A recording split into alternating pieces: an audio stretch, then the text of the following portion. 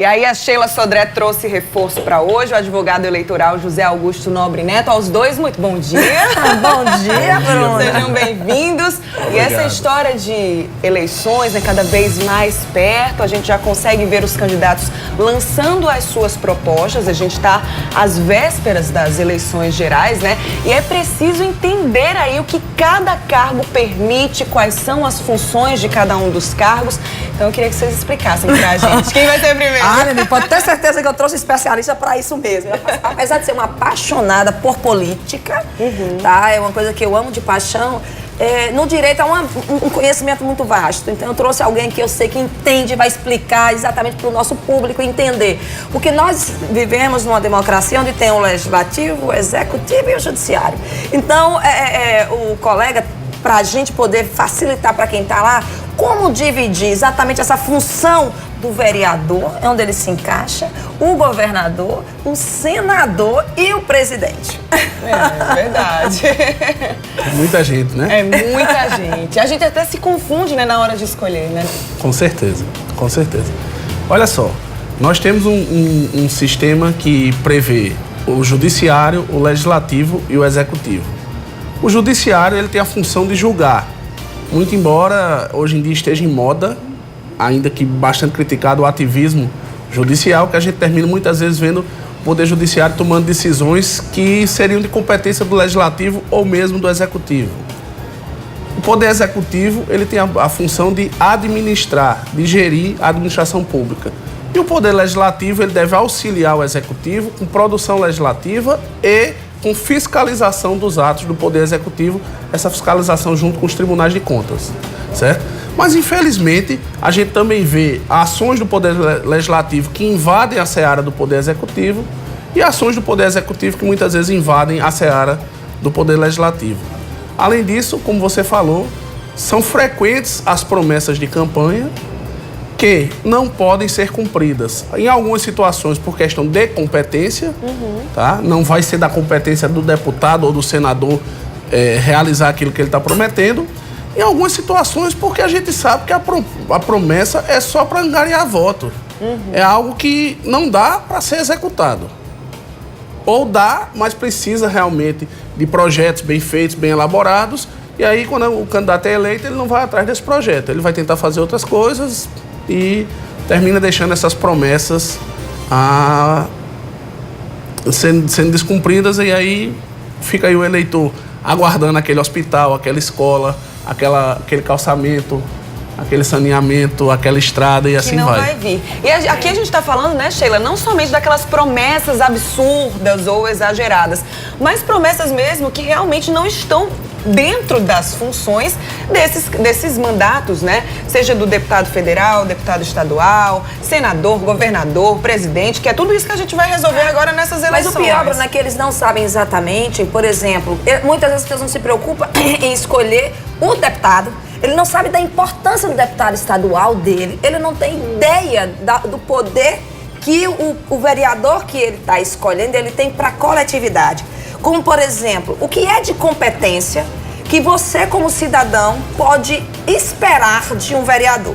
Doutor José Augusto. Olha, o vereador, ele atua no legislativo, que a gente chama de legislativo mirim, que são as câmaras municipais, com a produção legislativa municipal, para auxiliar o trabalho dos prefeitos, certo? Então, assim, o vereador, ele vai, obviamente, cobrar do prefeito, mas não é, por exemplo, competência do vereador a construção de uma escola. Então não adianta ele dizer que vai trazer para o bairro dele uma escola. Da mesma forma que o deputado não pode dizer que vai trazer para a cidade dele uma escola. Ele pode até levar aquele pleito ao prefeito, levar aquele pleito ao governador, certo? No caso dos deputados federais, principalmente, eles têm emendas de orçamento que eles podem destinar para municípios. Aí sim, eles podem até destinar a emenda para a construção de uma escola, mas ainda assim a competência não vai ser dele. Ele não pode prometer. Não, quem vai construir, quem vai executar realmente a construção dessa escola, por exemplo, vai ser o prefeito, se for uma escola municipal, ou o governador, ou até mesmo em parceria com o governo federal, obra gerida seja pelo Estado, seja pelo município. Então, Zé Augusto, por exemplo, alguns dos nossos membros do Legislativo vão entrar numa campanha de reeleição. Tá? Como eu saber se ele que eu votei, por exemplo, no pleito anterior, se vale a pena, se realmente ele me representou? Isso aí, claro, partindo do princípio que eu não esperei, que eu não quis, ou não houve uma promessa pessoal, individual, porque isso aí não é o papel nem do político e nem do cidadão achar que vai votar porque está ganhando alguma coisa pessoal. A gente está falando realmente da política como tem que ser feita. Isso. Como eu sei realmente que aquele vereador, aquele deputado que eu votei no pleito anterior, ele é uma pessoa que merece novamente o meu voto? Olha só, os candidatos a deputados, senadores, eles não têm obrigação de registrar as promessas de campanha quando fazem o registro de suas candidaturas. Essa obrigação de registro de promessa é apenas para os candidatos aos cargos do Executivo, governador, presidente e prefeito, que não será disputado nessa eleição. Mesmo assim, essas promessas são apenas para que, digamos, o eleitorado acompanhe. Não existe uma obrigatoriedade de cumprimento. Não existe cassação por descumprimento de promessa de campanha, não existe punição, tá? Apesar de existirem projetos de lei para tipificar o chamado estelionato eleitoral, que é você enganar o eleitor prometendo e não cumprindo. Sim, Olga, isso tinha que passar. Mas esse projeto de lei eles nunca passaram, certo? Então o registro da promessa é só pro forma. Mas o que o eleitor pode fazer busca no site da Assembleia Legislativa, da Câmara dos Deputados, do Senado, certo? Procurar ver a produção legislativa daquele candidato que ele está pensando em votar, caso já exerça algum mandato eletivo. Procurar ver a assiduidade, com que frequência participa das sessões e ver se realmente valeu a pena aquele voto que ele deu para aquele candidato. Se achar que não valeu a pena, procura outro.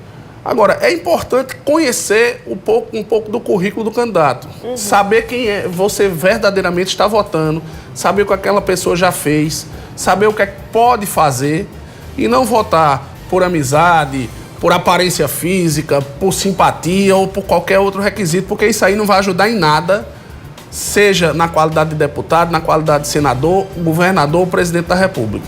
A gente precisa de alguém que trabalhe de verdade e que seja honesto. É uma missão nossa também, né? A gente recorre muito e critica e às vezes pede os nossos direitos, também é um direito nosso fazer isso, claro. Mas também é missão nossa enquanto eleitores prestar atenção no que eles estão falando, anotar e não esquecer, porque às vezes, já deixa uma pergunta aí pra você de casa, você lembra qual foi o último deputado estadual que você votou? Senador, né? Senador, quem foi? Então, gente, obrigada aí pelas informações, pelas dicas que vocês passaram pra gente. Só fechar alguma coisa, por exemplo, né? A gente brinca muito quando os fake news de rede social.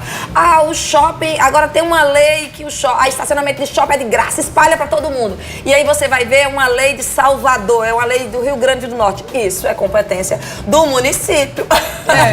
Muita coisa. Nesse caso seriam leis municipais, só poderia valer se aqui em João Pessoa existisse. E se o vereador, os vereadores daqui tivessem um projeto desse e votassem alguma coisa do gênero. Isso é só como um exemplo de que às vezes as pessoas desconhecem do potencial que tem uma Câmara Municipal. Pois é, tem bastante coisa, a gente tem que ficar mesmo bem atento e não esquecer, né, gente? Obrigada mesmo pelas informações, esclarecimentos. Eu que agradeço. Quem sabe a gente não volta aqui para falar mais sobre esse assunto, é tanta coisa, né? Com certeza. É sempre a satisfação. Obrigada. E no próximo bloco tem o quadro Últimas Notícias. E eu já deixo mais uma pergunta aqui nesse bloco pra você. Você gosta da banda Jota Quest?